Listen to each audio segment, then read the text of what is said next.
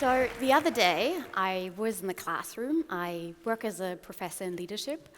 And during one of the breaks, a student came to me. And we had a conversation.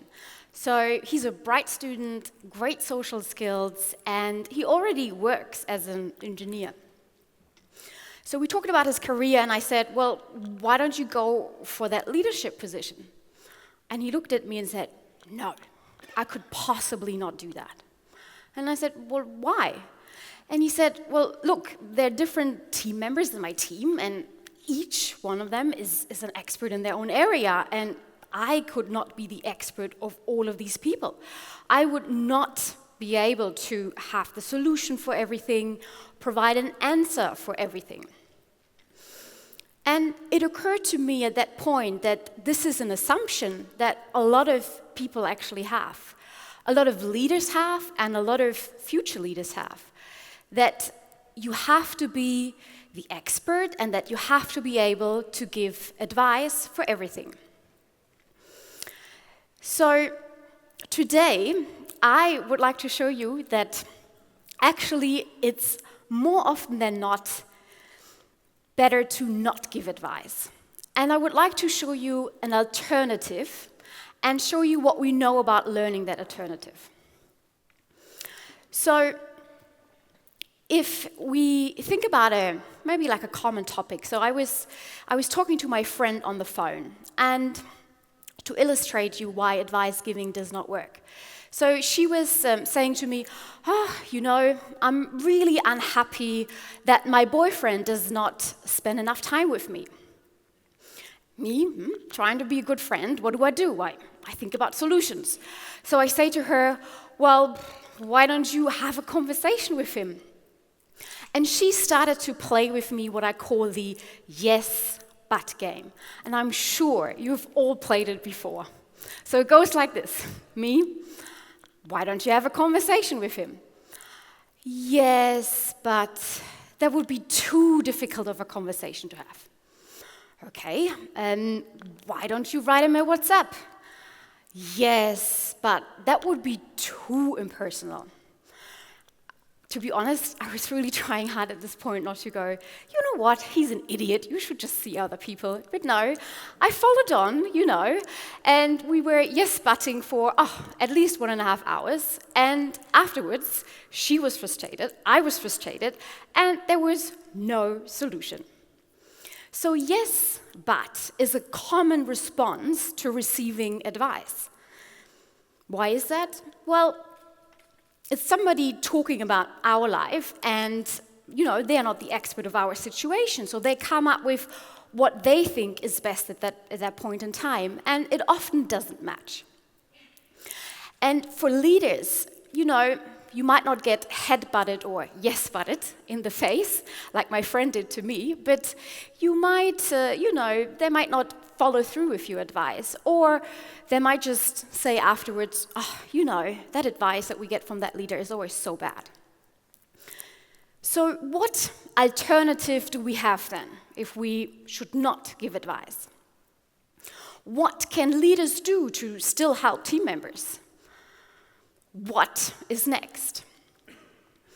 Well, let's go back for a moment to our engineer. So he was saying, okay, he has different team members, and each one of them is an expert in their own area. So it would make sense to find a technique, to find a solution that actually helps him draw out the best in all of these experts that are there. And in the context of leadership, we call this leadership coaching. And it means instead of teaching people, you're helping them to learn. You're helping them to arrive at their own solution that fits best with their situation.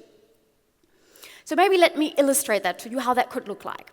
So let's say this part of the room, you're going to be my advice givers. You look very serious, like advice givers. And this part of the room, you're going to be my coaches, okay? Let's use a common topic. Let's just say, let's assume at the moment I'm eating a lot of chocolate. And in a few months' time, I might want to get back in shape. So what would the advice givers do? So you probably would say, well, why don't you just stop eating chocolate right now? It's a very bad advice to give to a pregnant woman, okay? So don't mess with the chocolate there. But no, let's be fair enough. We're talking about a few months ahead, a few months in time, and you say to me, okay, well, let's just try it with a classical diet. What great diets are out there? Let's just take the cabbage soup diet. Everyone loves the cabbage soup diet. So what would you do? You advice givers, so you would say, okay, at 8 a.m. you can have cabbage soup. At 11 a.m., you can have cabbage soup. And guess what you can have at 1 p.m.? Cabbage soup. I can guarantee you that by 3 p.m., I will have killed my husband, killed the cabbage, and stopped the whole approach of getting fit again. Now, let's go to you, my coaches. So, what would you do? So you would try to let me reflect about my situation and come up with an answer that would fit best with my life. So you might start asking me some questions. So, Julia, tell us, when do you most often eat chocolate? Or what is your motivation in getting fit again? What is maybe a small step you could already do? What fits in with your current schedule? What could work for you? So you can see the differences here with the advice givers. You give me a direction that you think could work, maybe had worked for some crazy person, I don't know. And here on this side, you let me reflect and really walk through. So the research actually backs up this approach. So if we go back to the leadership context and leadership coaching, studies have shown that benefits are associated with that approach. So for example, it can lead to more engagement, higher productivity. It can even increase customer relationships. So Google did an internal study, and they wanted to find out what makes an effective manager. And on top of that list came being a good coach. Now, we solved everything, right? It's easy. Everyone just coaches now, and then we're done.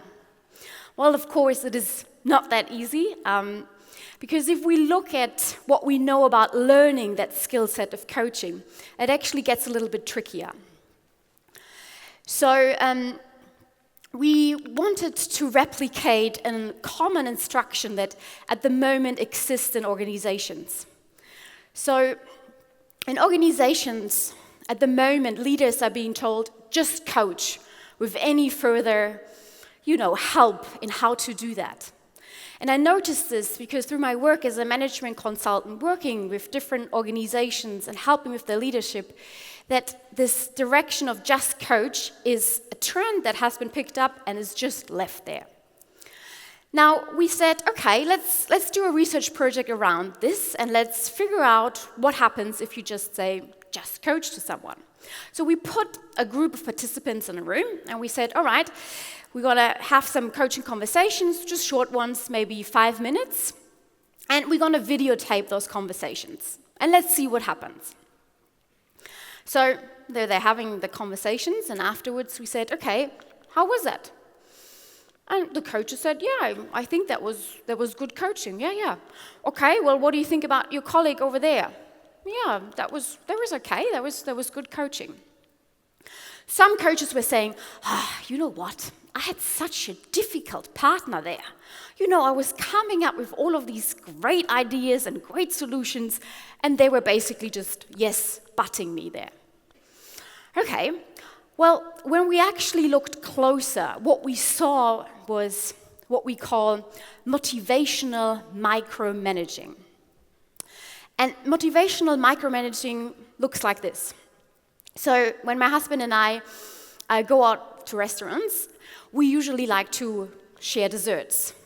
He always asks me, who's this royal we? But no, we like it, we do. So when we are in that restaurant, I could just ask him, what would you like to have for dessert today? But I'm not doing that. If I'm motivational micromanaging, I say something like this. Don't you think that chocolate cake over there looks like the best dessert in the whole restaurant? Don't you think we should get it? Not much option there. And that was similar to what we've seen in those first videos with the coaches. They were motivational micromanaging. So they were still giving advice, just with a little bit more motivation behind it. So we then said, okay, let's leave it at that. We're going to put you through some training. We're going to show you how to draw out the best in other people. We're going to show you how to let other people arrive at their own solution. So we worked on different coaching techniques and different skill sets and really practiced that also a lot. And then we said, okay, let's have another videotaped coaching conversation and then we can compare. And what we found was quite astonishing because firstly, the coaches were able to say, you know what? When I really look now back in what I did in this first video, that was not coaching. I was just giving advice. And especially those coaches who were saying, oh, I had a difficult partner. They were just not taking on board, my great ideas. They were saying, it's actually quite astonishing that everything is already there. All I had to do is provide the space and the room to let them reflect, to let them think it through, and then arrive, at a plan on how to implement it. And I'm now much more convinced that they will actually put it into practice and put it into action. So, what have we learned from all of this? Number one, giving advice is not often the best way to go, and you do not need to be the expert for everything. Number two, you should, however, consider becoming an expert in helping other people draw out the best solution and helping them arrive at their own answer. Number three, it's a skill set that can be learned, but it also has to be learned and trained. And it will much more likely lead to higher engagement and to a more successful implementation of the solution. And it also increases the probability of not receiving an answer of yes, but. Thank you.